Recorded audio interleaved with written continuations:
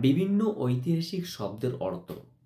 আমরা ইতিহাসের অনেক রাজা, সম্রাটদের নাম জানি, কিন্তু তাদের নামের অর্থ জানি না, বা বিশেষ কিছু, কিছু স্থান, জায়গা, সমাধি রয়েছে যাদের নাম জানি, সেই নামের বিশেষ কিছু অর্থ রয়েছে।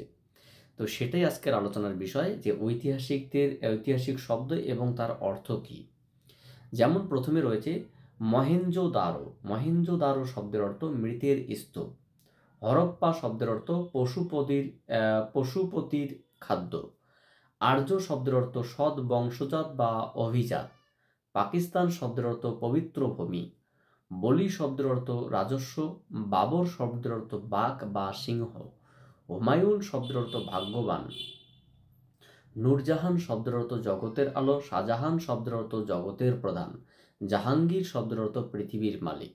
চেঙ্গিস শব্দের অর্থ অসীম শক্তিশালী। ইলতুৎমিশ শব্দের অর্থ সাম্রাজ্যের পালনকর্তা। মোগল শব্দের অর্থ নির্ভীক।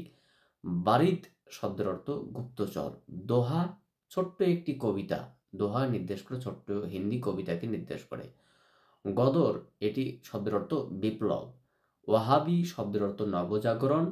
রেনেসাঁস শব্দের অর্থ নবজাগরণ। ওয়াহাবি এবং রেনেসাঁস শব্দের অর্থ নবজাগরণ। বোধি শব্দের অর্থ দিব্যজ্ঞান। শিখ শব্দের অর্থ শিষ্য। খালসা শব্দের অর্থ পবিত্র। বেদ শব্দের অর্থ জ্ঞান।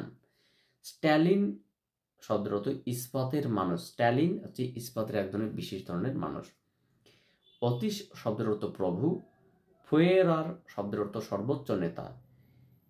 ইলদুচে শব্দের অর্থ প্রধান নেতা। খলিফা শব্দের অর্থ প্রতিনিধি। জিন শব্দের অর্থ জিতেন্দ্রীয়। তীর্থঙ্কর জৈন ধর্মগুরুকে নির্দেশ করে। বেদান্ত শব্দের অর্থ উপনিষদ। বর্জুয়া শব্দের অর্থ মালিক শ্রেণী এবং মনসব শব্দের অর্থ পদমর্যাদা। দামিন ইকো শব্দের অর্থ পাহাড়ের প্রান্তদেশ। এই ছিল আজকের আপডেট। তোমরা এগুলো জানবে, কারণ বিভিন্ন কম্পিটিটিভ এক্সামে এখান থেকে প্রশ্ন আসা স্বাভাবিক। So thank you for watching my video and wait for my next class.